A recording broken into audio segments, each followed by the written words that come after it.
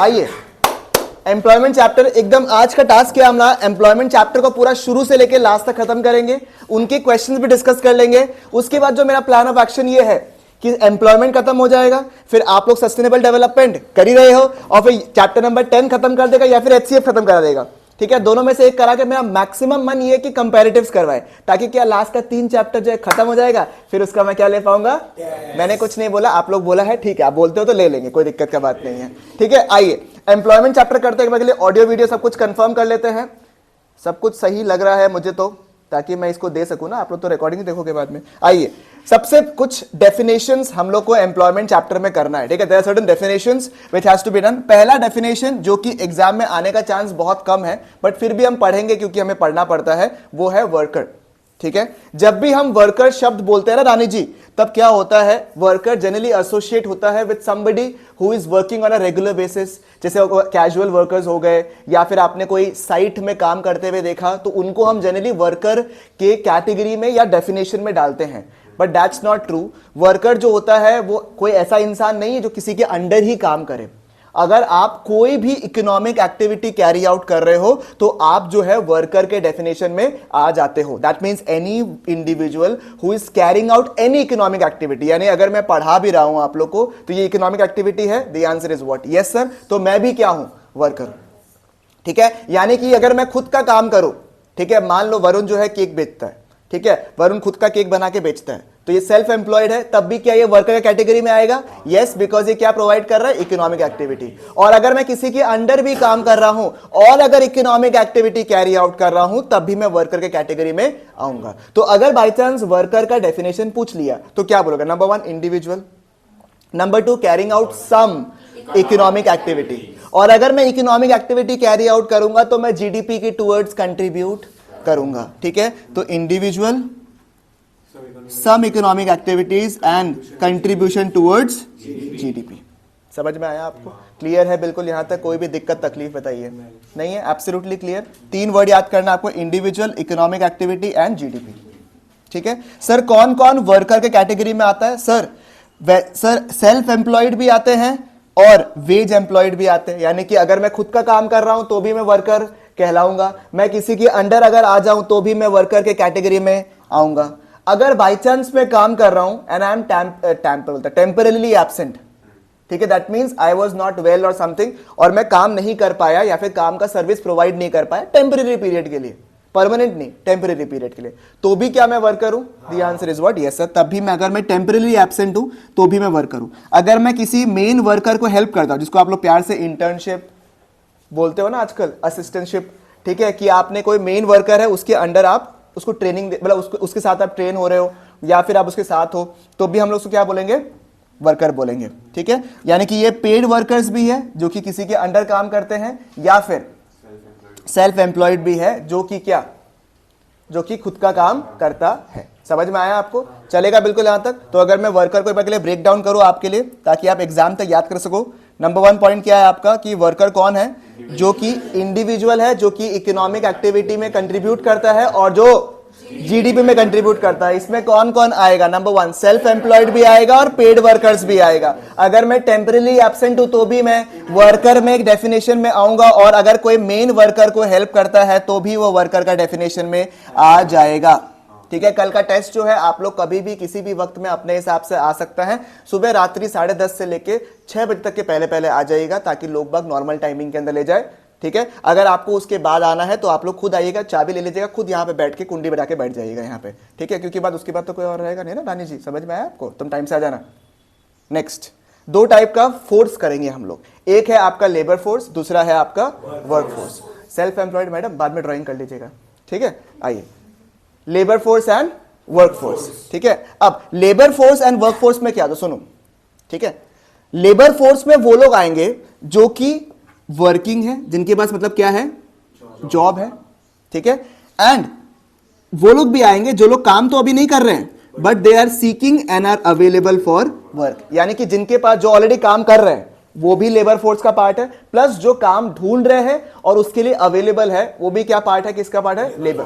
That means अगर India में employment किसी को प्रोवाइड करना है आप लोग को, that will be a part of the what, labour force का पार्ट है, लेबर फोर्स का पार्ट, यानी लेबर फोर्स में वो लोग आ गए जिनको हम लोग को एम्प्लॉयमेंट प्रोवाइड करना है, जो लोग एक्चुअली में काम कर रहे हैं या फिर जो लोग विलिंग है, एबल है और उनको अभी तक मतलब जो लोग काम ढूंढ रहे हैं, they are willing and available for work. अच्छा सुनो ना, वो एग्रीगेट डिमांड के कुछ टॉपिक्स लास्ट में अपन ने कल वाले क्लास में किया था, तो वो सब आप लोग को भी करवाना है मेरे को, जो लोग अगर बाई चांस एग्रीगेट डिमांड कर भी चुका है, छोटे मोटे टॉपिक्स थे जो कि हम लोग को डिस्कस करना है, जिसके ऊपर एक मार्क का सवाल पूछता है, जैसे कि आपका expose savings and expose investments are equal at all levels वाला पॉइंट।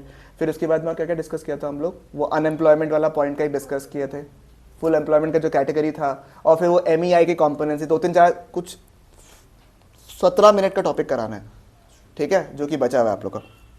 तो लेबर फोर्स में कौन कौन आता है कनिका जी? जो लोग वर्किंग है, जो विलिंग एंड एबल है फॉर वर्क, ठीक है, तो इसमें दोनों आ गया, labour force persons who are working, ठीक है, या फिर और क्या होगा आपका, और who are seeking and available for work, जो कि ऑलरेडी कमिटेड है या फिर जो कमिटेड होने को तैयार है काम के लिए, ठीक है। अक्षरा जी क्लियर है? अब इसमें कौन कौन इंक्लूड नहीं होता है? बुढ़ाओ और हैंडीकैप पीपल, हमको क्या देख रहे हैं, ठीक है, बुढ़ाओ और handicap people, old and handicap people are not included in the labour force. Number 2, not willing to work, जिसको काम करने का इच्छा ही नहीं है। नंबर 2, जो लोग विलिंग तो है बट अवेलेबल नहीं है फॉर वर्क। बात समझ में आया आपको? ये तीनों जो है इंक्लूड नहीं होगा किसमें? लेबर फोर्स में। डिफिकल्ट लग रहा है क्या? ये एकदम पानी टॉपिक है, यहां तक इजी है, ओके। अब इसी को लेबर फोर्स को अगर मैंने एक परसेंटेज में कन्वर्ट कर दिया या फिर रेशियो में कन्वर्ट कर दिया तो ये आएगा लेबर फोर्स पार्टिसिपेशन रेट। ये क्या होगा सर? सर देश का लेबर फोर्स कितना है डिवाइडेड बाय देश का टोटल पॉपुलेशन। समझ में आया आपको? तो labour force by total population gives you a ratio, और वो रेशियो को क्या बोलेंगे अपन? Labour force participation rate. ये एक मार्क का सवाल आपको पूछ सकता है मानवी जी। क्लियर है बिल्कुल यहां तक? सही बात है कृतिम साहब, क्लियर है बिल्कुल यहां तक? Alright, labour force is clear, ठीक है। जो लोग विलिंग है, अवेलेबल है for working and also those who are working, और उनको अगर रेशियो में बात करते हैं तो क्या बोलेंगे उसे? Labour force participation rate. This is absolutely done. Clear है? ये खत्म हो गया आपका, ओके। नेक्स्ट क्या है आपका? वर्कफोर्स। सर वर्कफोर्स वो लोग हैं जो कि एक्चुअली में काम कर रहे हैं। लेबर फोर्स में तो दोनों आ रहा था, हाँ, और वर्कफोर्स में कौन आएगा? जो लोग एक्चुअली में एम्प्लॉयड है at a particular point of time, ठीक है, हु आर एक्चुअली एम्प्लॉयड को हम लोग क्या बोलते हैं? वर्कफोर्स बोलते हैं, ठीक है। चलेगा बिल्कुल यहां तक? दैट मींस अगर मैं लेबर फोर्स में से वर्कफोर्स को माइनस कर दूं तो क्या आएंगे? कौन सा अनएम्प्लॉयड? वॉलंटरी या इनवॉलंटरी? इनवॉलंटरी। ये तुम कल क्लास किया बेशरम औरत, ठीक है। क्या है? Involuntary unemployment. इनवॉलंटरी मतलब मैं अपने इच्छा से अनएम्प्लॉयड नहीं हूं, वो मेरे को सर्कमस्टेंसेस होगा। मैं तो विलिंग हूं, मैं तो अवेलेबल भी हूं, काम करने के लिए तैयार हूं, जो मार्केट का रेट है उसमें भी काम करने के लिए तैयार हूं, बट मुझे काम मिल रहा ही नहीं है। That means if I subtract labour force with the work force I will get those people who are willing and available for work but haven't yet got their work. बात समझ में है रानी जी को? क्लियर है? तो वर्क फोर्स और labour force को अगर हम लोग labour force minus work force करने से क्या मिलेगा हम लोग को? उधर देखने से क्या होगा? इधर देखो, अनएम्प्लॉयड पीपल, ठीक है। समझ में आया आपको? अब इसी को हम लोग एक रेशियो या फिर परसेंटेज पे बोल सकते हैं, वो क्या है? Worker population ratio. इसमें क्या आएगा बताइए? टोटल नंबर ऑफ वर्कर्स, मतलब जो लोग एक्चुअली में एम्प्लॉयड है, divided by the total population into 100। Easy है। इसके ऊपर एक सवाल आपको मैंने इंपॉर्टेंट कहा था कि ये जो वर्कर पॉपुलेशन रेशियो है इसका सिग्निफिकेंस क्या है? 3 मार्क का सवाल ये पूछ सकता है, वर्कर पॉपुलेशन रेशियो का सिग्निफिकेंस। बात समझ में आ रहा है आपको? ठीक है। कनिका के लिए थोड़ा सा लेट हो रहा लगता है हमको, 5:45 तक क्लास रखना पड़ेगा सुबह सुबह बेचारे के लिए। बता।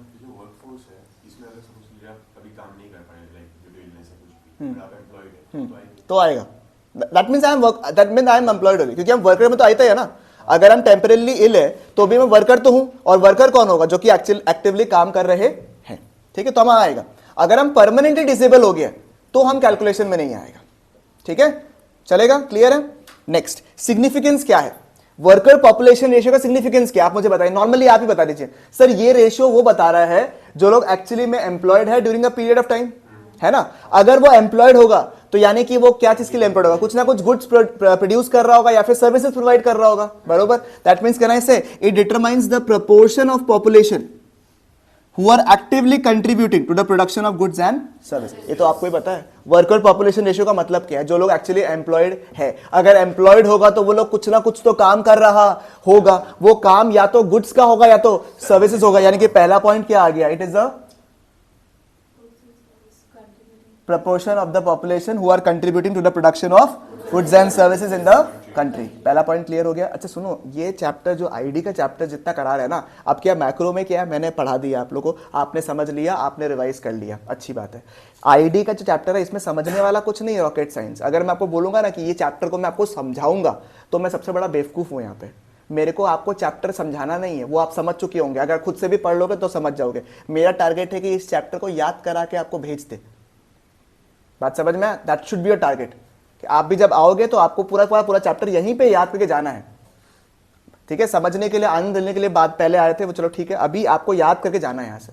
ठीक है, समझ में आया आपको? क्लियर है? सबसे पहला क्या बोला मैंने, worker population ratio determines the proportion of people who are actually contributing to the production of goods and services. Clear है? पहला पॉइंट दिमाग में सेट हो गया। दूसरा पॉइंट, सर जो वर्कर पॉपुलेशन रेशियो अगर देश का बढ़ रहा है और लोग बाग जो है अलग अलग सेक्टर्स में इन्वॉल्व है, मान लो एआई का सेक्टर में एम्प्लॉयमेंट बढ़ गया, तो ये क्या बताएगा आपको कि अच्छा क्वालिटी ऑफ एम्प्लॉयमेंट इंक्रीज हो रहा है या नहीं हो रहा है? आप मुझे बताइए आप लोग। तो it indicates what, the quality of employment in an country knowing the status in which the worker are placed in an enterprise. बात समझ में आ रहा है आपको? जैसे मान लो बहुत सारे इंजीनियर्स हैं, ठीक है, अब वो लोग के पास में limited amount of scope of work रहेगा, माना बहुत वर्क है इंजीनियर से रिलेटेड, बट है तो लिमिटेड स्कोप वही वाला, उसमें जाएगा तो क्वालिटी ऑफ वर्क डिटरमाइन करेगा, तो उतना कोई खास नहीं होगा। बट उसमें से अगर कोई ऐसा होगा जो थोड़ा सा ब्लॉकचेन सीख लिया, थोड़ा सा एआई सीख लिया, थोड़ा सा और अपने आप को अपस्किल कर लिया, तो वो ऐसा क्वालिटी ऑफ वर्क में जाएगा जो अच्छा खासा लेवल आपको बताएगा। तो वो that worker population ratio also determines the quality of employment, कि देश में एम्प्लॉयमेंट का क्वालिटी कैसा है, स्टेटस ऑफ वर्कर कहां पे वो प्लेस्ड है। Next, it also enables to know the attachment of the worker to his job. Sir कभी कभार ऐसा नहीं होता है क्या कि मान लो कोई, एग्जाम्पल दे रहे हैं खाली, कि मान लो कोई बड़ा नेता आ रहा है, ठीक है, तो बड़ा नेता आने के चक्कर में क्या होता है कि उनको तो पता है बड़ा नेता आएगा तो सब कुछ उनको चकाचक चाहिए एकदम। या G20 समिट हुआ था, याद है आपको? तो क्या हुआ था, आपका सारा का सारा रास्ता वास्ता सब कुछ बन गया, ठीक है, बढ़िया से बन गया, उनको लगे कि सब कुछ बना हुआ बढ़िया से बना है, ठीक है। बट आप मुझे बताइए, जो ऐसे रास्ता दिख भी रहा है, क्या ये आपको बता रहा है कि यार कितना अच्छा डेवलपमेंट है, ऐसा कुछ बता रहा है क्या ये चीज, या टेम्पररी फिक्स है? टेम्पररी फिक्स एग्जांपल दे रहा है, थोड़े ना गुवाहाटी में कुछ हुआ था, पागल है, ठीक है। अभी इसमें क्या है आपका, मुझे बताइए कि it also determines what, the attachment of the workers. मान लो एक बार के लिए गवर्नमेंट को डेटा अच्छा दिखाने के लिए उन्होंने लोगों को जॉब में डलवा दिया, अब लोग बाग जॉब में रहता ही नहीं है, 10 दिन काम करता है, 5 दिन काम करता है, 1 दिन काम करता है और निकल जाता है। That means is it showing the attachment of the workers actually working? नहीं। अगर रेशियो जो है कंसिस्टेंट है, ये थोड़ा इंक्रीज हो रहा है, मान लो वर्कर पॉपुलेशन रेशियो इज 40%, उसमें से अभी 42% हो गया, 43 हो गया, 41 हुआ, 42 हुआ, फिर 43 हुआ, फिर 44 हुआ, फिर 43 हुआ, मतलब क्या हो रहा है, लोग बाग एक तो जॉब कर रहा है, लोग बाग एक तो एम्प्लॉयड है, साथ साथ में वो लोग अपना जॉब में भी कुछ पीरियड तक है। That means it shows what, the attachment of the workers with their job and authority post by him. बात समझ में आया आपको? क्लियर है? पक्की बात है? चलेगा 100%? ठीक है, कोई दिक्कत तकलीफ? तो वर्कर पॉपुलेशन रेशियो क्या बता रहा है आपका? नहीं है क्या वो? It is the proportion of people who are actually employed divided by the total population into 100 signifies what? Number 1, proportion of people who are contributing towards the production of goods and services. Number 2, quality of employment determine करता है क्योंकि कहां पे placed है उसके हिसाब से. Number 3, attachment of the worker with his job and authority post by him. अच्छा, बाकी लोग जो ऑनलाइन कर रहे हैं, क्योंकि एक बच्चा आपके लिए वीडियो ऑन करके रखा, तो बाकी लोग को भी ऑन करना चाहिए। आप लोग को पूरा पूरी हम 1 मिनट का समय दे रहे हैं अपना थोबड़ा शक्ल जो भी है ठीक करने के लिए। 12:31 तक आप लोग सबके वीडियोस ऑन हो जाने चाहिए, अगर नहीं हुआ तो उसकी बात सोचेगा, ठीक है। आइए एनालिसिस, ठीक है। एनालिसिस में क्या है, देखिए आपका ये क्वेश्चन आपको डेटा नहीं पूछेगा, आपसे डेटा आपको दे दिया, मान लो डेटा दे दिया आपको, तो आप एनालाइज क्या करोगे। मान लो अगर अर्बन एरिया का वर्कर पॉपुलेशन रेशियो 35.5% है, रूरल एरिया से कितना 39.9% है, ओवरऑल कितना 38.6%। अगर ये डेटा दिया हुआ आपको, number of workers in India 38.6%, urban का है 35.5% और रूरल एरिया का है 39.9%, ये क्या डिटरमाइन कर, आप आंसर कैसे लिखोगे? अगर आप डायरेक्टली आंसर लिखोगे in country India 38.6% people are working, urban area little lower 35.5%, rural areas little higher 39.9%. Ma'am everything I write ना, why you not giving marks ma'am? बताइए फायदा होगा? नहीं. पहले आपको बताना है कि वर्कर कौन होता है. If it is a 4 mark question, if it is not a 4 mark question, अगर 3 मार्क क्वेश्चन, तो आप ये बता सकते हो कि वर्कर पॉपुलेशन रेशियो क्या होता है. एटलीस्ट वर्कर पॉपुलेशन रेशियो के हिसाब से क्या डिटरमाइन करना है यहां पे, इस तरीके से कि इतना ज्यादा लोग काम कर रहे हैं. और अगर रूरल एरिया से ज्यादा काम कर रहा है मतलब क्या है, यहां पे फीमेल पॉपुलेशन भी इन्वॉल्व है towards working, hence the rural area में वर्कर पॉपुलेशन क्या है, थोड़ा सा हायर है. ठीक है, आपको समझ में आया? तो आपको मैं आज बुक में मार्क करा दूंगा, 4 क्वेश्चन मार्क करवाऊंगा, उसमें से कोई भी 2 क्वेश्चन आप लिख लीजिएगा एनालिसिस वाला. वैसे तो पिछले अटेम्प्ट आपका हुआ है, आपके जो सीनियर एक बैच पहले के ऊपर ये एनालिसिस बेस्ड क्वेश्चन आ चुका है. ठीक है, but still will not take a risk, will do at least 2 questions to solve, ताकि अगर बाई चांस रिपीट कर दिया सीबीएसई ने तो आपको आंसर आ जाए कैसे लिखना है आप लोग को. ठीक है, चलो पूरा पूरी आपके पास में 15 सेकंड बचा हुआ है और. ठीक है दिनेश भाई साहब, तुम लगता है यार हीरो है, जो भी बोलो. ठीक है, आइए एम्प्लॉयमेंट अपॉर्चुनिटीज. देखिए ये एकदम बेसिक पॉइंट्स है. ठीक है, एकदम भी बेसिक पॉइंट्स है. अब बताइए मुझे एम्प्लॉयमेंट अपॉर्चुनिटीज कहां ज्यादा होगा, मुझे बताइए आप लोग. अर्बन एरियाज में. रूरल एरियाज के पास में रिसोर्सेज क्या होगा, कम होगा. सही बात है या नहीं? तो rural areas have what, limited resources, and they but even though they have limited resources, still they participate more in the employment market. ये तो हमने ऊपर ही देख लिया कि भाई उनके पास लिमिटेड ऑप्शंस है, but participation in the employment market is higher. ठीक है. Number 2, urban people have a variety of employment opportunities. They look for the appropriate job to suit their qualification and education level. कहाँ ज़्यादा होगा? ठीक है. Proportion of working population देख लो, mails कितना है 54.4%, फीमेल्स कितना है 21.9%. ठीक है, बिकॉज फीमेल के बहुत सारे एक्टिविटीज को हम प्रोडक्टिव वर्क नहीं बोलते, यानी इकोनॉमिक एक्टिविटी नहीं बोलते हैं, इसी वजह से कम है. Ratio of women people in the urban areas कितना है 14.7%, रूरल एरियाज में कितना है 24.8%. ठीक है, डेटा याद करने का नहीं है आपको, सिर्फ समझने का डेटा है बस. ये बात समझ में आया आपको? क्लियर है बिल्कुल? यहां तक मुझे बताइए. ये हो गया आपका पार्ट 1. अगर मैं पूरे चैप्टर को 3 पार्ट में डिवाइड करूं तो ये आपका हो गया पार्ट 1.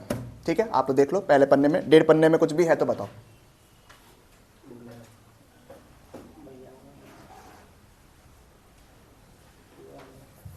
विदिता के पेट में क्या दिक्कत आके रखा है क्या? विदिता, फिर ऋषभ, फिर के से कौन है बे? के से कौन हो सकता? चलो तुमको नहीं पता. तोरल दूर है, बोलकर थोड़ा टाइम लग रहा होगा ऑन करने में. वैशाली जी कैसे हैं आप? पढ़ाई लिखाई कर रहे हैं नहीं कर रहे हैं? ठीक है. भूमि जी कैसा है आप? बढ़िया. अब ऑडियो ऑन किया तो कुछ तो बोलो. हाँ सर, ठीक है. ठीक है ना, खाना वाना बढ़िया से मिल रहा था वहाँ पे? सर वीडियो नहीं ऑन करने से चलेगा? नहीं, ऐसे तुम्हारी शक्ल में हमको इंटरेस्ट नहीं है, बस हम चाहते हैं कि तुम अटेंटिवली सुन रहे नहीं सुन रहे. अरे हाँ पूरा सुन रहे. हाँ, इसलिए एक बार वीडियो ऑन कर लो. अच्छा, के से कृष्णा था. ओके. क्या खराब हो गया? क्या खराब हो गया? क्या खराब हो गया विदिता? तुम नया फोन लिया है बेशरम, कैमरा खराब हो गया. तो कैमरा में एक तरफ लैप, उसमें मोबाइल में भी लॉग इन कर लो तुम.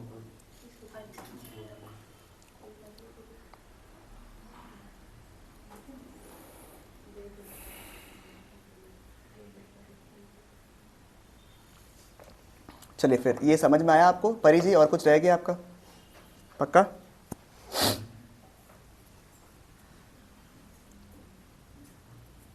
रानी जी पढ़ लिए? रिवाइज हो गया अच्छे से? कोई दिक्कत तकलीफ? अक्षरा जी पढ़ना ना शुरू किया या नहीं किया? मोनिका से अगर हम पूछता ना ये सेम क्वेश्चन, मोनिका बोलता इसके अलावा तो और कुछ कर भी नहीं रहा है हम तो.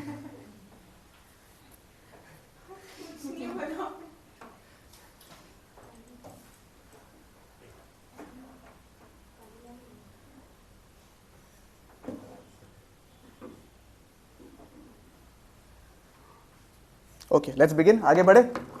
ठीक है ना. अब phase number 2 of this chapter is employment होता क्या. हाँ जी,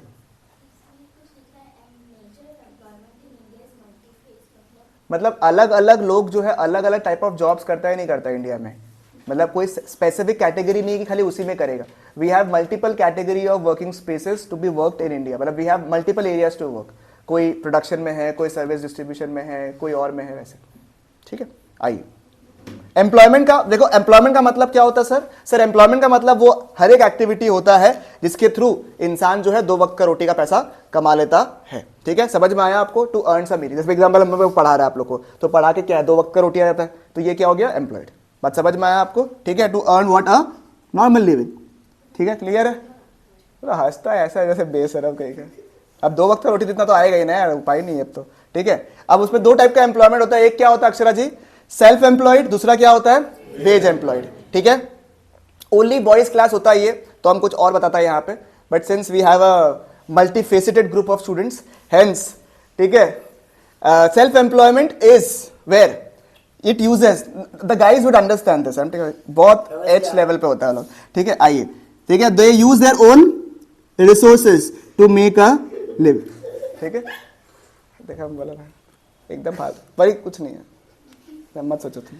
ठीक है, आइए, क्या लिखा हुआ है? The arrangement in which, the arrangement क्या है? खुद के रिसोर्सेज यूज करते हैं ताकि वो लोग काम हो, यानी कि हम लोग खुद का अपना पैसा लगाएगा बिजनेस वगैरह करने के हिसाब से, वो हो गया आपका सेल्फ एम्प्लॉयमेंट करने का। जी समझ में आया आपको? नेक्स्ट हो गया वेज एम्प्लॉयमेंट। वेज एम्प्लॉयमेंट में क्या होता है? वर्कर जो है वो अपना लेबर को बेचता है and earns the wages in return. बात समझ में आया आपको? पता नहीं क्यों हंस रहे हैं। ठीक है, तो क्या है, एक वर्कर जो है अपना लेबर को बेचता है ताकि वो वेजेस को अर्न कर सकता है। अच्छा, खुद के रिसोर्सेज किस में यूज होता है? सेल्फ एम्प्लॉयमेंट में। वेज एम्प्लॉयमेंट में क्या है? लेबर अपना बेचता है, क्या वर्कर अपना लेबर बेचता है to earn a wage in return. अब जो वेज एम्प्लॉयमेंट है वो 2 टाइप का होता है, एक होता है आपका रूरल वर्कर और एक होता है कैजुअल वर्कर। ठीक है, एक होता है रूरल वर्कर और एक होता है casual worker. Sir regular worker और एक क्या होता है? Casual worker. अब रेगुलर वर्कर कौन होता है तुमको पता ही है? हाँ, जो डेली काम करता है।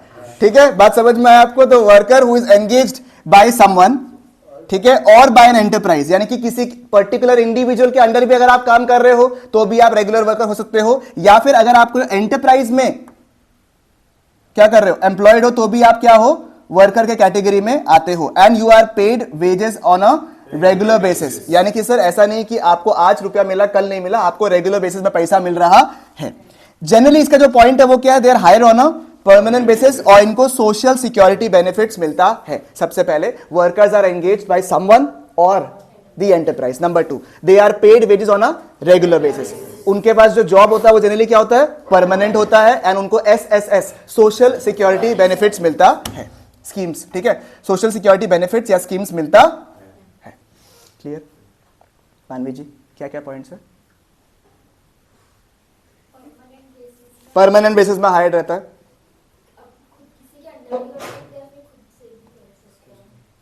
खुद से करेगा तो सेल्फ एम्प्लॉयड हो जाएगा ना।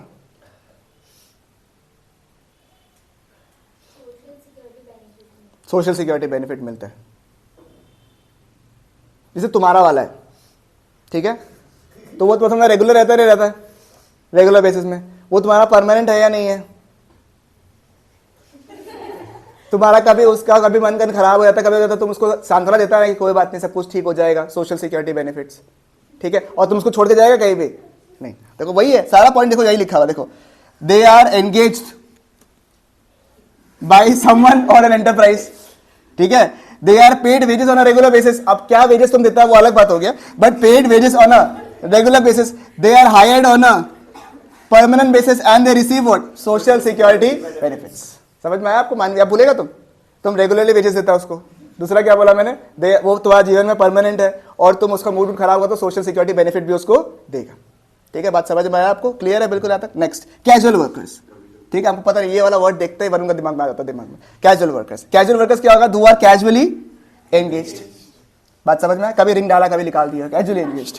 ठीक है, casually engaged and they get remuneration for the work done. This sounds absolutely dirty, but I cannot do anything. ठीक है, it gets remuneration for the work done. ठीक है, जैसे एग्जांपल कृतिम, तुम अरे नहीं वैसे नहीं बोल रहा है, तुम मान लो कोई सप्लाई का काम करके आया, तो जितना तुम काम किया उसके साथ तुमको काम में रेम्यूनरेशन यानी पैसा मिल जाएगा। समझ में आया ना कृतिम? हाँ, फिर they are not hired on a permanent basis. इनके ऊपर कोई गवर्नमेंट का रेगुलेशन, इनका कोई जॉब सिक्योरिटी, इनको कोई भी social security benefits, they are just good friends. बात समझ में आया आपको? क्लियर है बिल्कुल? यहां तक मुझे बताइए आप लोग। तो they are casually employed, they get remuneration for the work done, they are not hired on a permanent basis, उनको कोई भी सोशल सिक्योरिटी बेनिफिट्स भी नहीं मिलता है, गवर्नमेंट की तरफ से कोई भी रेगुलेशन भी नहीं है और जॉब सिक्योरिटी भी नहीं है। आई विल हाईली इंसिस्ट कि आप ये सारे पॉइंट्स को इन्हीं में याद कर लीजिए, क्योंकि जो नेक्स्ट टॉपिक है informal sector and formal sector, उनमें भी ये सेम पॉइंट्स आते हैं।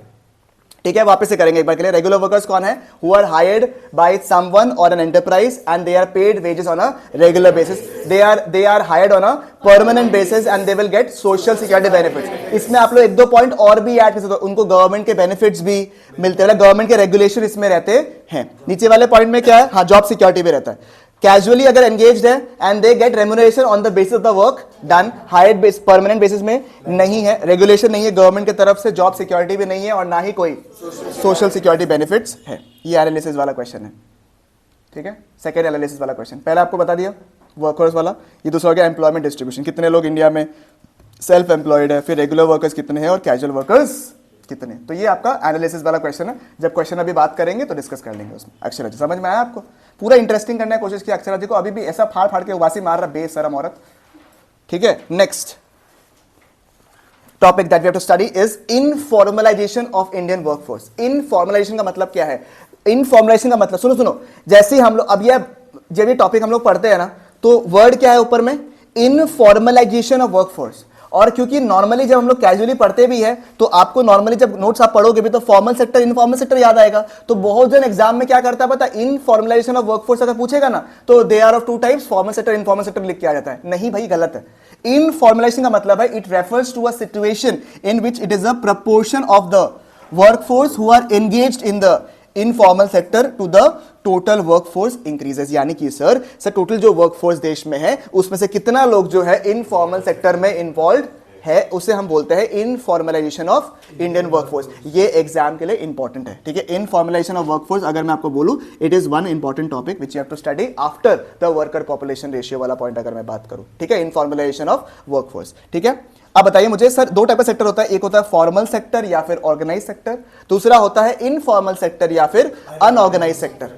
ठीक है, फॉर्मल सेक्टर या फिर ऑर्गेनाइज सेक्टर कौन सा होगा? सर जो लोग, अगर कोई ऐसा प्राइवेट या फिर पब्लिक एस्टैब्लिशमेंट है जिसमें 10 या फिर 10 से ज्यादा लोग एम्प्लॉयड है, मान लो मेरे पास में 12 स्टाफ है, तो वो क्या हो जाएगा? एक फॉर्मल सेक्टर हो जाएगा या फिर ऑर्गेनाइज सेक्टर हो जाएगा। और अगर 10 या 10 से कम लोग हैं तो क्या? अच्छा सॉरी, 10 या 10 से नहीं, 10 अगर होगा तो कितना आएगा? फॉर्मल में। 10 से कम होगा तो किधर आएगा? इनफॉर्मल में। पहला डिफरेंस तो ये है। ठीक है, कि यहां पे 10 या फिर 10 से ज्यादा लोग होगा एम्प्लॉयड, यहां पे क्या होगा? 10 या 10 से कम। जो लोग इसमें काम करते हैं उन्हें बोलते हैं फॉर्मल सेक्टर वर्कर्स। क्या बोलते हैं उनको? Formal sector workers. और जो लोग इनफॉर्मल सेक्टर में काम करते हैं उनको क्या बोलेंगे हम लोग? Informal sector workers. बुलशिट। ठीक है, नेक्स्ट नंबर 3। अब मुझे बताइए किसमें सोशल सिक्योरिटी बेनिफिट्स होगा? फॉर्मल में। दे enjoy what? Social security benefits. Normally जो फॉर्मल सेक्टर में काम करते हैं वो जो है प्री रील्स एरा का लिखा हुआ ना इसमें। ठीक है, रील्स की बात तो ज्यादा काम आता है वो इनफॉर्मल सेक्टर वाला, आपको पता ही होगा। ठीक है, तुमको कितना देखा था? तो मैं 3000 रुपये कमाता था, अभी तुम कितना वो देखा था ना? वो कॉर्पोरेट में ठेला लगा दो तो ज्यादा रुपये कमाता है। तुम लोग नहीं देखा? तुम हम तो देखा, या तो मेरे के अंदर सजेशन आता है क्या? ये दिक्कत हो रहा है लगता है। ठीक है, आइए मुझे बताइए, जो they enjoy what? Social security benefits, they earn more than the M of the sector. Government के रेगुलेशंस किधर होंगे? फॉर्मल में। सोशल सिक्योरिटी बेनिफिट किसमें होगा? ट्रेड यूनियंस किसमें होगा? सर ट्रेड यूनियंस का फायदा पता है आपको क्या होता है? जैसे आपको फटाक से कोई जॉब से निकाल नहीं सकता है फॉर्मल सेक्टर में, ऐसा नहीं हो सकता कि तुम्हारा शक्ल पसंद नहीं लिख लो। ठीक है, ऐसा बोल नहीं सकता किसी को भी, या फिर हमें नहीं लगता है हमें कॉस्ट कटिंग कर रहे हैं ऐसे बोल के आपको नहीं निकाल सकते जल्दी से। ट्रेड यूनियंस अट्रैक्ट होने से क्या होता है आपका? They protect your interest. उन लोगों को थोड़ा निकालने में डिफिकल्टी होता है। They have to give a very strong reason as to why we can't keep you hiring. ठीक है, बात समझ में आया आपको? क्लियर है? ऑनलाइन वाले लोगों को क्या अलग अलग से क्या गुटकी करना पड़ता है क्या? वीडियो ऑन करो वापस। जिनेश तुमको तो देंगे ठीक से, हम बता रहे हैं आपको। 4 दिन तुमको इसके साथ बैठा देगा, हम एकदम सीधा हो जाएगा। भावना तुमको भी कलयुग देखना एकदम क्या बोलेगा। और बाकी लोग तो एक बार रेडी हो जाओ वापस से, पाउडर वाउडर लगा लो तुम लोग। तोरल तुमको तो पाउडर का भी दरकार नहीं है। अगर अभी वीडियो ऑन नहीं हुआ ना 1 मिनट के अंदर सबका सबको निकाल देगा एक साथ। हाँ तो हम क्या करेगा? बाकी लोग क्या डांस करने आए यहाँ पे? चुपचाप वीडियो ऑन करो। भूमि ऋषभ, विदिता, कृष्णा, सब लोग, ठीक है। आइए नेक्स्ट, इनफॉर्मल सेक्टर में क्या हुआ, जिसमें 10 से लोग कम है उनको इनफॉर्मल सेक्टर्स कहते हैं, इनफॉर्मल सेक्टर वर्कर्स कहते हैं, ठीक है। अब एक पॉइंट हम लोग बीच में मिस कर रहे हैं, उसके अलावा मुझे बताइए किसको रेगुलर इनकम मिलेगा क्या, इनको नहीं। सोशल सिक्योरिटी बेनिफिट्स मिलेगा, ट्रेड यूनियन का कॉन्सेप्ट होगा, प्रोटेक्शन ऑफ द गवर्नमेंट होगा, नहीं, ये सारा हो गया। They generally poor, live in the slums. एक और पॉइंट है, इनफॉर्मल सेक्टर में they can have more than one employer, informal sector में they can have more than one employer. Generally बहुत बार होता है, नहीं होता है कि जो लोग सीजनल काम करता है वो लोग एक जन के पास में काम कर रहा है और फिर जब बाकी टाइम जब उसके पास काम नहीं है तो वो दूसरा के पास जाके काम कर रहा है, या कुछ लोग सुबह और शाम को काम करता है ताकि उनको सफिशिएंट अमाउंट मिल सके, तो they can have more than one employ. देखो, it includes all the non farm wage workers who work for more than one employer also. बात समझ में आया आपको, क्लियर है, कोई भी इशू, कोई भी दिक्कत, ठीक है, ओके। सर जरूरी क्या है, it is necessary to create what, employment in the formal sector rather than in the informal sector, as more jobs in the formal sector will not only absorb the workforce from the informal sector but also will help reducing the poverty and income। देखो बहुत सारा basic चीज होता है, जैसे example number of prescribe number of work hours कितना होगा तुम्हारा, तुमको कितना वेज रेट होना चाहिए, तुमको पीएफ का बेनिफिट, सबका बेनिफिट्स तुमको तभी मिलेगा जब तुम फॉर्मल सेक्टर में नॉर्मली काम करता है। अगर उनमें नहीं काम करे तुमको एक्सप्लॉयटेशन इज वेरी कॉमन, और तुम्हारे साथ अगर एक्सप्लॉयटेशन हो भी रहा है तो तुम कुछ कर नहीं सकता, बिकॉज तुम्हारा बेसिक सर्वाइवल का बात है। तुमको निकाल भी देगा मान लो तो तुम्हारे पास इतना हिम्मत नहीं है कि तुम कुछ करे। That is why it is important that the people move from the informal sector to the formal sector, ताकि उनका पॉवर्टी लेवल क्या हो, कम हो, एंड इनकम इनइक्वालिटीज जो है थोड़ा सा बढ़े, आई मीन कम है, ठीक है। ये हो गया आपका एम्प्लॉयमेंट का टॉपिक खत्म। सेकंड टॉपिक खत्म आपका कौन सा, एम्प्लॉयमेंट। पहला टॉपिक क्या किया, बेसिक कंसेप्ट, दूसरा किया हमने एम्प्लॉयमेंट। एम्प्लॉयमेंट कैटेगरी किया, कौन सा था, रेगुलर वर्कर्स, कैजुअल वर्कर्स, और इनफॉर्मलाइजेशन में फॉर्मल वर्कर्स या फिर ऑर्गेनाइज वर्कर्स एंड इनफॉर्मल या फिर अनऑर्गेनाइज, इनका अलग ही कॉम्पिटिशन चल रहा है, ठीक है। समझ में आया आपको, क्लियर है बिल्कुल यहां तक, मुझे बताइए आप लोग, ठीक है। फिर कृष्णा, तोरल, ऋषभ और विदिता को मैं निकाल सकता हूं अभी, ठीक है, क्योंकि उपाय नहीं है, मैंने आप लोग को सफिशिएंट वार्निंग दे दिया। अच्छा, वीडियो ऑन करने का बात कर रहे हैं, ठीक है, तो तुम लोग फोन से कनेक्ट कर लो, कोई दिक्कत नहीं, हमको कोई प्रॉब्लम नहीं है। और कौन है, ऋषभ, ऋषभ तो तुम तो ऐसी बदमाशी करते हो। हाँ, कृष्णा को अलग अलग तरीके से बताना पड़ता है ना। हाँ रुको, तुम इसका सारा क्वेश्चन साथ खत्म करके आएगा कृष्णा, एम्प्लॉयमेंट का सारा, हम कुछ किया ही नहीं, इसलिए इसीलिए बोल रहे हैं, ठीक है। वैशाली थी, तुम भी अभी अगर पढ़ाई नहीं करेगा देख लेना, तुम्हारा टेस्ट कल है, तुमको याद है ना। भैया इतना अच्छा से पढ़ रहे हैं अभी हम। हाँ, इसलिए पूरा चैप्टर खत्म कर देना, एम्प्लॉयमेंट का सारा क्वेश्चन खत्म करके आना। और कौन है, तोरल जी को निकाल रहे हैं हम, ठीक है। भैया हम 5 मिनट में ऑन कर रहे हैं। क्यों क्यों क्यों, ऐसा क्या मेकअप करना तुमको, अरे नहीं, वो हम कर रहे हैं भैया। ठीक है। आइए, समझ में आया, एम्प्लॉयमेंट क्लियर है बिल्कुल यहां तक। प्रिंसी लोग तुम लोग का हो गया रबड़ कंपटीशन, पर ये क्लियर है, सब आता तुमको अच्छे से। नेक्स्ट चले, बेरोजगारी पढ़े, अनएम्प्लॉयमेंट। प्रीतम साहब, परमानेंट या टेम्परेरी, परमानेंट एम्प्लॉयमेंट या टेम्परेरी एम्प्लॉयमेंट आपका, सेल्फ एम्प्लॉयड, हाँ। नेक्स्ट टॉपिक क्लियर, एकदम इजी लग रहा है चैप्टर, एम्प्लॉयमेंट अभी तक एकदम बिल्कुल आसान, ठीक है। अक्षरा जी, सारा टॉपिक्स याद हो गया आपको बढ़िया से। Next is unemployment. अनएम्प्लॉयमेंट का मतलब क्या भाई, जो लोग विलिंग है, एबल है, but they are not getting work at the existing wage rates, इसको क्या बोलते हैं आप लोग, एज अनएम्प्लॉयमेंट। और जिन्होंने एग्रीगेट डिमांड पढ़ लिया है, इनवॉलंटरी अनएम्प्लॉयमेंट बोलते हैं इसको, ठीक है। समझ में आया आपको, क्लियर है बिल्कुल यहां तक, मुझे बताइए। सर 1 मार्क का सवाल आपसे पूछ सकता है, अच्छा, unemployment is confined not only to the unskilled workers but a rather sizeable portion किसमें है, स्किल्ड वर्कर्स भी होते हैं जिनको जॉब नहीं मिलता है डिस्पाइट देयर एजुकेशन, ठीक है। अच्छा, एक टॉपिक इंपॉर्टेंट रहेगा अपना, ठीक है ना, पहले का वो पढ़ना है अपने को, ठीक है। आइए, सोर्सेज ऑफ अनएम्प्लॉयमेंट डेटा, ये 1 मार्क के लिए पूछ सकता है कभी कभी, ठीक है। कहां कहां से आपका जो है अनएम्प्लॉयमेंट का डेटा देश में आता है, ठीक है। नंबर 1 क्या है आपका, सेंसस, पता ना 10 साल में होता है। फिर national sample survey organisation, NSSO, ठीक है, नेशनल सैंपल सर्वे ऑर्गेनाइजेशन, ये जनरली बहुत कॉमन है, मतलब सबसे common form of data analysis जो अनएम्प्लॉयमेंट बताता है। Number 3 directorate general of employment and training, DGET, ठीक है। इसमें से आपका MCQ बेस्ड क्वेश्चन पूछ सकता है, which are the following organisations tends to provide us the unemployment data type से, ठीक है, चलेगा। तो इसमें तो हम क्या समझाया आप लोग को अभी। Next, types of unemployment, very very simple, very very easy, क्या है आपका नंबर 1? आपको पता ही है, disguise unemployment. Sir disguise unemployment क्या होता है? ठीक है, more people are working than actually what is needed और रिक्वायर्ड। ठीक है, तो more people are engaged than they are really needed. ठीक है, सबसे ज्यादा डोमिनेटिंग किसमें होता है? ये एग्रीकल्चर में। ये भी 1 मार्क का सवाल पूछता है ये लोग। Number 3, the main problem of disguise employment क्या है पता आपको? कि अपरेंटली दिखता है कि सब लोग क्या है, एम्प्लॉयड। ऑन द फेस दिख ही रहा है कि आप भी एम्प्लॉयड हो, but actually the extra workforce is what? Zero. मतलब लोग बाग जो है काम करते हुए दिख रहा है, ठीक है, but they are not idle, even though their extra contribution to the workforce is what? Zero. But you seem to be employed, but आप कुछ काम एक्सेस कर रहे नहीं हो। ठीक है, तो disguise unemployment I think everybody knows that. More people than what is required, most common in agriculture. Even if you seem to be employed but your net contribution is zero. Next seasonal बताइए, they remain unemployed during a few months which is also considered as to be a off season due to a seasonal work. जैसे ये ईटा का भट्टा हो गया आपका, ऐसे कई सारा काम होता है। ठीक है, जैसे कंस्ट्रक्शन वर्क में भी बहुत बार ऐसा देखा जाता है कि कुछ दिन काम नहीं करते जब बारिश वारिश बहुत आता है। एग्रीकल्चर, यस, ठीक है, समझ में आया? तो they are unemployed for a certain season of the year. Clear है बिल्कुल यहां तक? ओके। एंड ओपन अनएम्प्लॉयमेंट क्या है? जो विलिंग है, एबल है to work, but they are not getting the work at the existing. यानी कि सर डिस्गाइज में क्या है सर? आप एम्प्लॉयड दिख रहे हो इवन दो द फैक्ट कि आप कुछ काम कर रहे नहीं हो। ओपन अनएम्प्लॉयमेंट, आप ओपनली दिख रहे हो कि आप बेरोजगार हो। बात समझ में आया? It is called open unemployment because such employment can be seen and counted in terms of number of people who are workers are what? Idle. एक क्वेश्चन वहां पे लिख लीजिए ना, difference between open unemployment and disguise. ये आपको देखना है 2 से 3 मार्क के लिए। 2-3 पॉइंट समझ में आ रहा है आपको? डिस्गाइज में क्या होता है?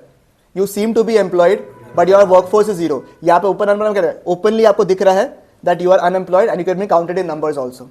ठीक है, एक तो ये हो गया। दोनों में वर्कर्स आर व्हाट? इस ऊपर वाले में वर्कर्स आइडल नहीं रहता है, इसमें वर्कर्स आइडल ही रहता है। मतलब वो बैठा तो नहीं रहता, वो तो काम तो करते रहता है कुछ कुछ। हाँ, उसका कंट्रीब्यूशन क्या है? जीरो है। ठीक है, 2 पॉइंट यहां हो गया, बाकी तीसरा पॉइंट आप लोग बुक से लिख लीजिएगा एक बार। ठीक है, चलेगा? क्लियर है बिल्कुल यहां तक? ठीक है, before I do to the causes of unemployment, यहां तक क्लियर है ना? ये तीनों क्लियर है ना? डिस्गाइज, सीजनल और ओपन, इजी ना बिल्कुल यहां तक? मानवी जी पक्का कोई इश्यू तो नहीं है ना? सब कुछ बढ़िया से समझ में आ रहा है आपको? बस तुमको समझ में आएगा तो कोई टेंशन नहीं है हमको। ठीक है, आइए, ये एक टॉपिक इंपॉर्टेंट है। ठीक है, इसको स्टार मार्क कर लीजिए प्लीज। उसमें से भी नीचे वाला पार्ट ज्यादा इंपॉर्टेंट है जो स्टार मार्क किया हुआ ऑलरेडी। ठीक है, इसमें क्या बताया कि देश में जो है ना, अच्छा इसके ऊपर केस स्टडी बेस्ड क्वेश्चन भी आता है आपका। क्या कि देश में ना जीडीपी तो बढ़ा है, देश में जीडीपी तो बढ़ा है, ठीक है, बट उस हिसाब से एम्प्लॉयमेंट रेट अपना बढ़ा नहीं है। Like if the GDP is growing at around 6% और 5.5%, ठीक है, और 7%, then but the employment rate has increase by around 2%। ठीक है, तो इसके वजह से गैप क्रिएट हो रहा है नहीं हो रहा है कि भाई जीडीपी तो बढ़ रहा है बट उस रेट से एम्प्लॉयमेंट नहीं बढ़ रहा है। It is causing a gap और नॉट? इस गैप को बोलते हैं जॉबलेस ग्रोथ। इसको क्या बोलते हैं? मतलब देश में ग्रोथ तो हो रहा है बट लोगों, देश में अनएम्प्लॉयमेंट जो है वो कम नहीं हुआ है। The gap is widening, it is leading to a situation of jobless growth. ये एग्जाम में बहुत पूछता है। Jobless growth refers to a situation in which the economy is able to produce the goods and services without any proportionate increase in employment opportunities. यानी कि देश जो है गुड्स एंड सर्विसेज तो प्रोड्यूस कर रहा है बट उस हिसाब से एम्प्लॉयमेंट अपॉर्चुनिटीज इंक्रीज नहीं हो रहा है। इसका रीजन क्या हो सकता है आपके हिसाब से? Machine, technology, capital. इसकी वजह से क्या हो रहा है कि लोग बाग जो काम पहले इंसान से कराता था वो मशीन्स कर रहा है। तो देश में अगर मशीन्स प्रोड्यूस करेगा तो सामान तो बनेगा ही, गुड्स एंड सर्विसेज तो प्रोड्यूस हो गई, जीडीपी तो बढ़ेगा ही, बट देश में उस रेट से एम्प्लॉयमेंट नहीं बढ़ेगा। It happens because rise in GDP occur due to modern and advance technology which substituted the labour for machines. बात समझ में आया आपको? Very very important from the exam perspective जो आपको पूछता है। ठीक है, समझ में आया आपको? क्लियर है बिल्कुल यहां तक? Is it absolutely fine? मुझे बताइए आपको। ठीक है, कोई दिक्कत नहीं है ना? ऑलराइट, समझ में आ गया ये वाला टॉपिक? ठीक है, इनफॉर्मलाइजेशन, अनएम्प्लॉयमेंट भी डिस्कस कर लिया, उसके सोर्सेज, टाइप्स। हाँ जी, हमको दिख नहीं रहा है। एग्जाम में क्वेश्चन आया था ये जॉबलेस ग्रुप में, तो उसमें वो रिसेंट ईयर्स में लिखा हुआ था, तो ये रिसेंट ईयर्स में काउंट हो गया या नहीं? रिसेंट ईयर्स में नहीं, मतलब ये बहुत पहले से हो रहा है, 2000 से हो रहा है।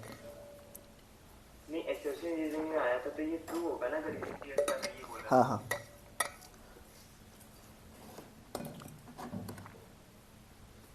Next, causes of unemployment is the best topic which I have ever studied in my life. ठीक है, ठीक है, best topic of my life, मतलब this is the most toughest of the lot that you will study. Causes of unemployment, number 1 क्या है आपका? Slow rate of economic growth. देश में जो है ग्रोथ तो हो रहा है, अभी पढ़ाया था ना जॉबलेस ग्रोथ, ग्रोथ तो देश में हो रहा है, बट कनिका जी उस रेट से नहीं हो रहा है जिस रेट से अपन टारगेट कर रहा है। बात समझ में आया आपको? ठीक है, तो actual growth rate lies below the target growth rate. उसकी वजह से क्या होगा, जितना आपको लेबर फोर्स में एडिशंस होना चाहिए था उतना हो रहा नहीं है। Result of that, rate of additions of the labour force is more than the rate of employment opportunities. बात समझ में आया आपको? ठीक है, आपके लिए मैंने इजी कर दिया पॉइंटर्स को। अगर आपको और एलाबोरेटेड पढ़ना है तो आप संदीप को फॉलो कर सकते हो एक बार के लिए। ठीक है, मैंने वैसे लिख दिया कि आपका मार्क्स आ जाए। ठीक है, बाकी आप थोड़े बहुत उसमें अपने हिसाब से लैंग्वेज ऐड इन कर सकते हो। ठीक है, नेक्स्ट, पॉपुलेशन एक्सप्लोजन। ठीक है, it is one of the reason for growing unemployment. उनके पास में अच्छा खासा एम्प्लॉयमेंट अपॉर्चुनिटीज नहीं है।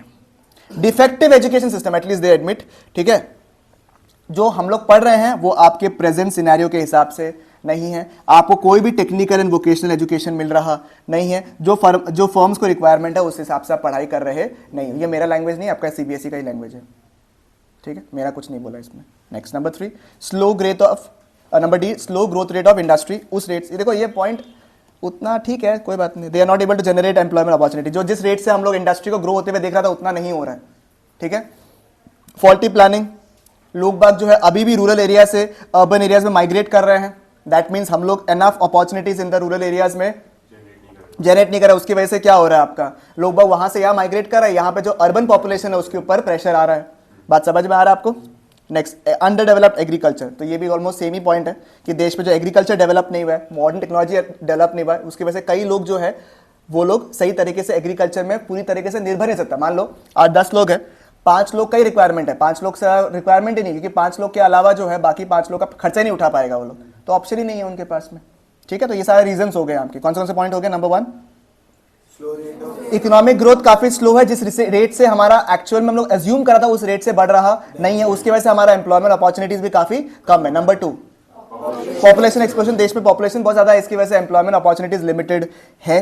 डिफेक्टिव एजुकेशन सिस्टम, अभी जो करंट सिनेरियो है उसमें नहीं है। प्रेजेंट आपको जो रियल में पढ़ाना चाहिए वो पढ़ा रहा है नहीं है, except few people. Next, number 3, slow industry growth.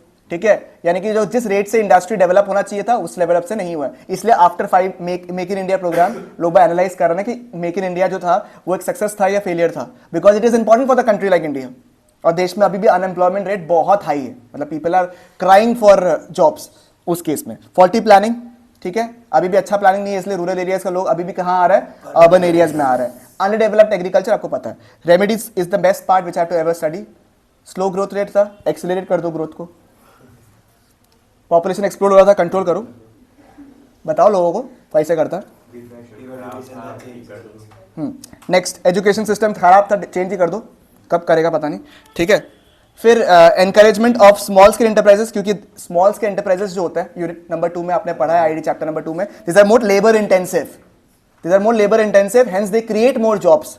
ठीक है, तो एसएससी, इसलिए आप देखना इंडिया जो है एमएसएमई को बहुत प्रमोट कर रहा है। Micro small and medium enterprises जो एमएसएमई के लिए बहुत प्रोत्साहन दे रहा है, उनके पेमेंट्स को भी रोकने के लिए मना कर रहा है। ठीक है, ताकि उनका ग्रोथ ज्यादा, उनको जैसे मुद्रा लोन, इजी लोन्स भी उनको दे रहा है, कोलैटरल फ्री लोन्स, ताकि ये इंडस्ट्री डेवलप हो सके और इनका एम्प्लॉयमेंट रेट बढ़ सके। And development of agriculture sector, ठीक हो जाएगा। तो ये 5 पॉइंट आपका खत्म हो गया है। Moving on to the last topic of the chapter, it seems to be very difficult chapter. खत्म, फिनिश, लास्ट टॉपिक। बताओ इतना टफ, इतना इजी था क्या तुम भाई? तो शॉक में अभी तक इतना ही है बस। ठीक है, चलो जी, क्लियर है। Alright, last topic is government policies क्या क्या लगाएगा देश में। अब अगर अनएम्प्लॉयमेंट होकर रखा है, will clock around 46 minutes, I think 46 to 47 minutes of the chapter. ठीक है, खत्म हो जाएगा, मतलब 47-8 मिनट्स में खत्म हो जाएगा चैप्टर, अभी 44 हुआ है।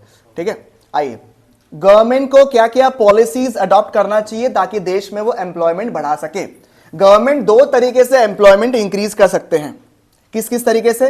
एक है डायरेक्ट एम्प्लॉयमेंट, आपने देखा है ना कि जो गवर्नमेंट की तरफ से जॉब्स आता है, जहां पे 5000 सीट के लिए 50 लाख लोग रहता है, वही वाला जॉब। उस तरीके से भी गवर्नमेंट जो है जॉब क्रिएट करता है। गवर्नमेंट अपने डिपार्टमेंट्स में, अपने इंडस्ट्री में, ठीक है, जॉब्स क्रिएट करता है ताकि वहां पर डायरेक्ट एम्प्लॉयमेंट कर सके। डायरेक्टली लोगों को एम्प्लॉयमेंट दे सकता है कौन? गवर्नमेंट। एक तरीका तो ये है। दूसरा गवर्नमेंट क्या कर सकता है, देखो यहां पे क्या लिखा हुआ है, एक पहला पॉइंट क्या लिखा है, government policies provides what?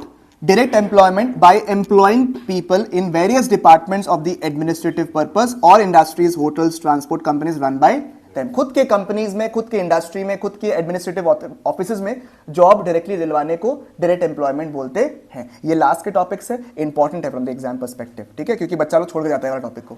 Next, with an increase in the output of goods and services of the government enterprise, private enterprises providing new material to the government enterprises will also raise their output. As a result, the number of employment opportunities in the economy will increase. सुनिएगा बात को, जैसे जैसे government और काम देगा, मान लो government सोचा कि मैं कितना डायरेक्ट एम्प्लॉयमेंट करूंगा।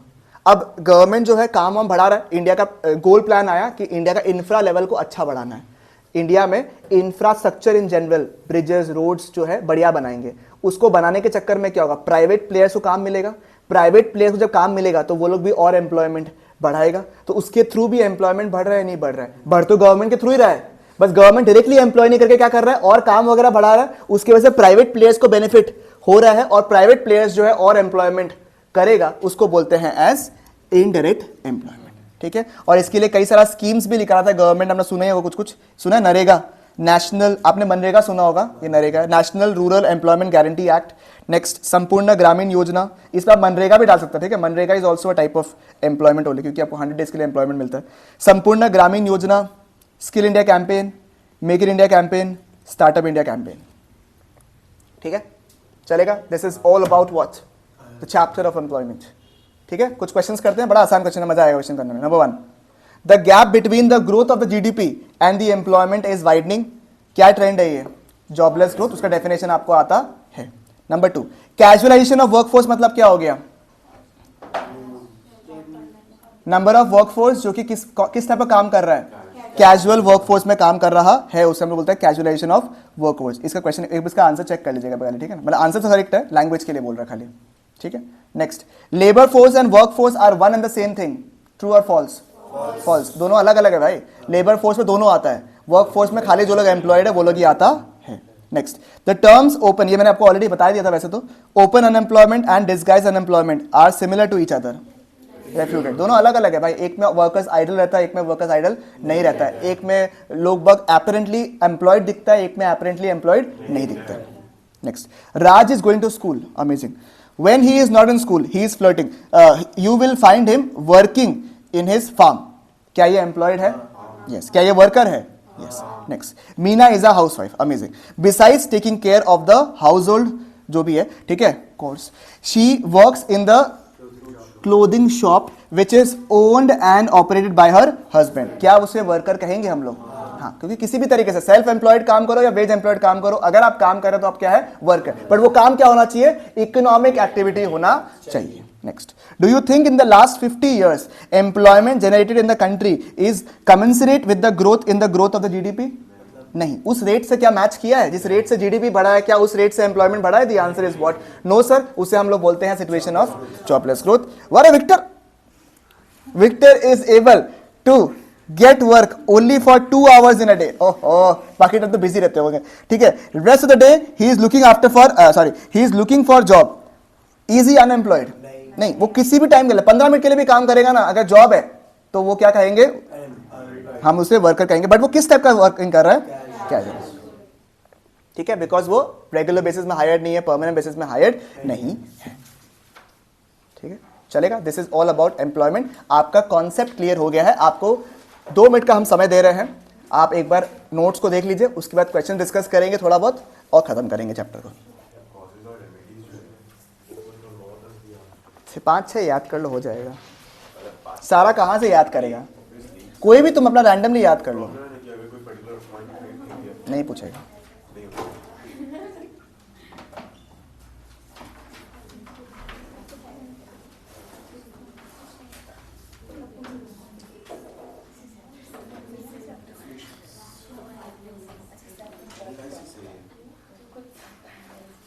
सुनो, रिवाइज करना है। उसके बाद क्वेश्चंस देखेंगे और फिर एंड करेंगे आज की क्लास को। आइए स्टार्ट करते हैं, ठीक है। टॉपिक्स तो आई थिंक सारा चीज़ हो गया है कवर अपना, ठीक है। एम्प्लॉयमेंट, डिफरेंट सेक्टर, जो टॉपिक्स थोड़ा सा आपको बीच में दिख रहा होगा कि जैसे चार्ट्स वगैरह है, दैट इज बेसिकली वहाँ पे एनालिसिस वाला ही टॉपिक्स आता है। गवर्नमेंट प्रिंसिपल्स और वो, अच्छा इसमें मनरेगा के बारे में भी दिया हुआ है, 100 डेज के गारंटी एक्ट वाला के बारे में यहाँ पे दिया हुआ है आपका, ठीक है। आइए तो एक बार हॉट्स में आ जाइए। आपके पास बुक नहीं है एक भी? एक ऐसे कोई रिशफल करो ना तुम लोग के आपस में कि एक टेबल में एक बुक तो एटलीस्ट रहे, because otherwise it will become difficult. एक खाली बुक रहे बस पूरे टेबल में। मानवी जी है, इस टेबल में है, उसमें भी है, आप वाला में भी है, ठीक है, विक्टर वाला, ओके। फर्स्ट बताइए, ये तो हमने ऑलरेडी कर लिया है। Page number 7.24 in this book. New book में कितना है? 6.23। हाँ, फर्स्ट क्वेश्चन तो आपने ऑलरेडी कर लिया, फर्स्ट टॉपिक आपने ऑलरेडी कर लिया, ठीक है। फर्स्ट आपने ऑलरेडी कर लिया। और ये कौन सा जॉबलेस ग्रोथ है, ठीक है। नंबर 2 क्या है? कैजुअलाइजेशन ऑफ वर्कफोर्स, ये भी हमने डिस्कस कर लिया है। Moving from the self employed और रेगुलर टू कैजुअल वर्किंग, ठीक है। आप नॉर्मल जॉब कर रहे थे, आपने जोमेटो ज्वाइन कर लिया, नहीं समझ जाओ। Next question number 3 also is done. Question number 4 solve कर लीजिए।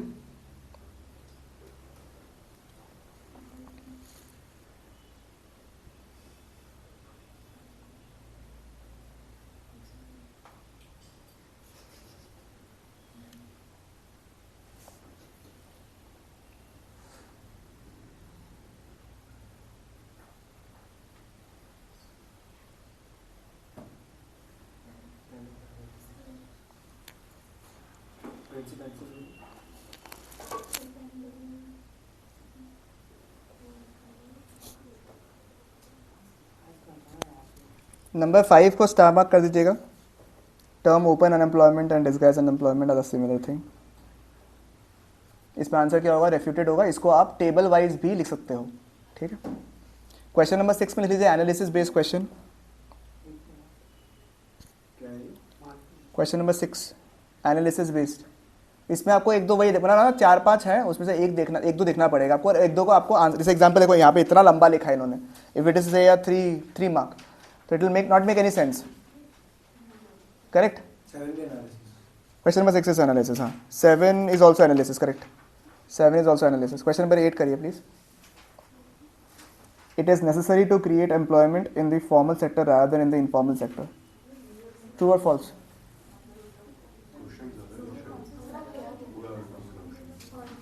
दिखाओ ये वाला बुक, पता नहीं कौन सा बुक है, पता। 8 इज ऑल्सो एनालिसिस। फिर 9, अच्छा 9 को स्टार मार्क करेगा प्लीज। पाई चार्ट बनाया हुआ है, ठीक है। इसको एक बार ले लीजिएगा। पाई चार्ट का क्वेश्चन एक है 9 का, वो भी एनालिसिस बेस्ड क्वेश्चन ही है। 10 में ये है क्या? Discuss the problems associated with the informal sector. तो उसमें क्या क्या इनफॉर्मल सेक्टर में क्या क्या इशू आता है? They do not get regular income, they are not hired on a permanent basis, social security benefits इनको नहीं मिलेगा, डिपार्टमेंट से कोई मतलब गवर्नमेंट से कोई भी रेगुलेशंस नहीं है, ठीक है। They are generally paid less than the market rates, generally remain in the slums वाला पॉइंट है, ठीक है। फिर next 11th is worker population ratio and mention its utility. ये हमने ऑलरेडी डिस्कस कर लिया एज अ इंपॉर्टेंट क्वेश्चन, और ये एग्जाम में it has been asked also. Question number 12 बताइए क्या है? Workers working in the formal sector earn more than that in the informal sector, defend और रेफ्यूट, ठीक है, चलेगा, ओके। 13, अच्छा, और तुम लोग का ये सब यहाँ तो बहुत है, 20 तक है। 20 the nature of the work in the urban areas is different from the rural areas, justify the given statement with an valid explanation, ठीक है। ये एक बार क्वेश्चन नंबर 13 को रीड करके लिख दो ना, एक बार रीड लिख दो, क्योंकि ये ना this is not a direct question from the topic, it is like common sense based question. और ये रिसेंटली बहुत देखा जा रहा है कि कॉमन सेंस, जैसे ये टॉपिक तुमने ऑलरेडी डिस्कस कर लिया वैसे तो, कि रूरल एरियाज में normally people are involve in to agriculture, they are more self employed than in comparison to urban areas. Urban areas में they have wide variety of job place, education level भी कहाँ ज़्यादा है? Urban areas में, वो सब चीज़ें। फिर question number 14 is already done, ठीक है। 14 इज ऑलरेडी डन, कर लिया था हमने। 15 अगेन एनालिसिस बेस्ड क्वेश्चन। ये data already you have seen in your book, हमने डिस्कस कर लिया है। 51.7%, 53%, याद है आपको? अर्बन एरियाज में इतना है, रूरल में इतना है। 16 important. In recent times, the Indian economy has experienced the problem of casualization of workforce. This problem has only aggregated after the outbreak of the COVID-19. True or false? True है ना? True है या नहीं है? लोग बाग के पास में जो परमानेंट जॉब्स था वो चला गया, तो लोगों के पास ऑप्शन क्या है? They have to be either self employed और they have to carry out casual works. तो उसकी वजह से कैजुअलाइजेशन ऑफ वर्कफोर्स बढ़ेगा या नहीं बढ़ेगा? आप मुझे बताइए। इसको स्टार मार्क कर देना 16 को। क्वेश्चन नंबर 16 को स्टार मार्क कर दीजिए। अनयूजुअल है थोड़ा सा क्वेश्चन, जो अभी मैंने करवाया वो वाला बोल रहा हूँ मैं, उसको स्टार कर लो एक बार के लिए, ठीक है ना? फिर question number 17 is despite women participation in the family farm activities they are not categorise as workers. Even if जो फैमिली में वो लोग काम करता है बट स्टिल बिकॉज उनको उनकी कई सारे एक्टिविटीज को हम लोग नॉन प्रोडक्टिव एक्टिविटी या फिर नॉन इकोनॉमिक एक्टिविटी कैटेगराइज करता है, हेंस उनको जो है हम लोग वर्कर के कैलकुलेशन में नहीं लेते हैं। क्वेश्चन नंबर 18 इज इजी, ठीक है? Casual work force is the major source of unemployment in the rural areas, defend और रेफ्यूट? रेफ्यूट है ना भाई, अब रूरल एरियाज का बात कर रहे हैं यहाँ पे। हाँ, तो कैजुअल वो लोग कहाँ एम्प्लॉय, ज़्यादातर एम्प्लॉयमेंट जो है rural area, urban area India अगर होता तो उसमें इशू आता है। रूरल इंडिया में तो ज़्यादातर एग्रीकल्चर और सेल्फ एम्प्लॉयड में इन्वॉल्व है ना वो लोग, रूरल एरियाज में जितना लोग हैं। स्टेटमेंट रेफ्यूटेड है ना, ठीक है ना? फिर 19 को स्टार मार्क कर लीजिए। एक टॉपिक दिया हुआ है आप, मतलब एक पिक्चर दिया हुआ है, पिक्चर को आंसर करना है आपको, ठीक है? इस टाइप का आंसर है, इस टाइप का पिक्चर दिया हुआ है ये वाला, ठीक है? इसमें क्या है बताइए मुझे? कई लोग जो है फॉर्मल सेक्टर से कहाँ जा रहा है? इनफॉर्मल सेक्टर में। इस प्रोसेस को क्या बोलते हैं? इनफॉर्मलाइजेशन ऑफ वर्कफोर्स, ठीक है? अगर किसी के वजह से, कोई भी रीजन की वजह से अगर if they moving from the formal sector to the informal sector, और इसको बोलते हैं कैजुअलाइजेशन भी बोल सकता है या फिर इनफॉर्मलाइजेशन। जैसे कि फॉर एग्जांपल कोविड का आउटब्रेक आ गया, एग्जांपल जो दिया था अभी, कोविड का आउटब्रेक आ गया, लोग बाग का जॉब चला गया। अब लोग बाग जो अपना फिक्स एक्सपेंसेस नहीं निकाल पा रहा, वो डाउन साइजिंग करता है। डाउन साइजिंग करते वक्त तुम्हारा जॉब चला गया, तुमको कहाँ पे काम करना पड़ेगा अभी? इनफॉर्मल, वो वाला टॉपिक। ये अच्छा टॉपिक है, ये अच्छा क्वेश्चन है। पहला बात तो ये एग्जाम में नहीं आया हुआ है, सैम्पल पेपर में दिया हुआ है पिछले साल का, तो ये इंपॉर्टेंट क्वेश्चन में मार्क कर लो इसको। बहुत आने का चांसेस है, इस टाइप के क्वेश्चन भी आ सकते हैं आपके पास में, मतलब अंडरस्टैंडिंग पिक्चर बेस्ड क्वेश्चन कैसे आता है, ठीक है? फिर इन द रूरल एरियाज, ये जो एग्जाम में आया था पिछले साल, in the rural areas of India, more members of a family are engaged in work, yet the gross income of the family is generally low. Identify the type of unemployment in India. Disguised unemployment, ठीक है? Perfect, very good. अच्छा, ये जो disguise वाला है ना, इसके ऊपर भी बहुत सारा टॉपिक आया हुआ है, क्वेश्चंस, ठीक है? बहुत सारा क्वेश्चन डिस्गाइज के ऊपर है, ठीक है? चलेगा ना? तो जैसे ये 19 एंड 20 आर गुड क्वेश्चन, समझो। जो 18, 19 एंड 20 है ना, इनफैक्ट आई से 17, 18, 19, 20, ये जो 4 क्वेश्चन है ना, ये आपको ट्रेंड बताएगा कि क्वेश्चन आ कैसा रहा है। देखो, जनरली ट्रेंड बता देगा आपको कि टॉपिक आ कैसा रहा है। देखना आप लोग 17, 18, 19, 20 जो है आपका, मतलब ये जो क्वेश्चंस है आपका, this will show a trend. आप देखिएगा, देखो 17 में क्या, देखो यहाँ पे डिस्पाइट द वुमेन वर्किंग, मतलब देखो आपको केस स्टडी बेस्ड क्वेश्चन पूछ लिया यहाँ पे। नंबर 2 में क्या पूछा? कैजुअल वर्क के ऊपर पूछा। नंबर 3 में भी क्या पूछा? 19 में भी क्या पूछा? इनफॉर्मल सेक्टर के ऊपर पूछा, यानी कैजुअल और इनफॉर्मल हो गया। एंड 20 में क्या पूछा है आपका? अनएम्प्लॉयमेंट के ऊपर टॉपिक पूछा, केस स्टडी बना के। तब समझ जाओ, या तो पिक्चर बेस्ड, या तो केस स्टडी बेस्ड, या तो एनालिसिस बेस्ड क्वेश्चन। ये तीनों बहुत हाई चांसेस है, प्रोबेबिलिटी ऑफ बीइंग आस्क्ड। अगर मैं एज अ पेपर सेटर बनाऊं तो आपको ये 3 टॉपिक के ऊपर सबसे ज़्यादा फोकस होना चाहिए। At least you right 1 analysis based question, और ये 2-3 क्वेश्चन जो है कैजुअलाइजेशन वाला पोर्शन और इनफॉर्मलाइजेशन वाला टॉपिक, इसका आंसर आपके पास रेडी होना चाहिए। क्योंकि समझिए बात को, आप अगर आप बात करो कैजुअल उसके बारे में, जॉबलेस ग्रोथ के बारे में, you can write an answer. आपको लिखने की रिक्वायरमेंट नहीं है वहाँ पे, you don't have to write as what I will write, ठीक है? या फिर उसके अलावा if I talk about formal sector के बारे में क्या क्या बेनिफिट्स होता है, ये सब आपको आता है।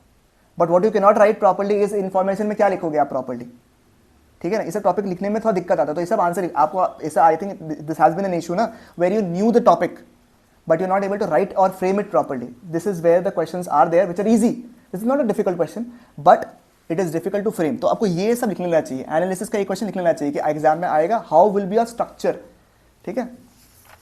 फिर next is NCERT based question, that's fine. Question number 8 mark कर लीजिए। 9 हमने ऑलरेडी कर ली। अच्छा, 1 हो गया, देखो एनसीईआरटी में डिस्कस कर ही लेते हैं। चलो 1 आता है, who is a worker, then your worker population ratio, simple, इसे कट कर सकते हो आप लोग। Are the following workers a beggar, a thief, a smuggler, a gambler?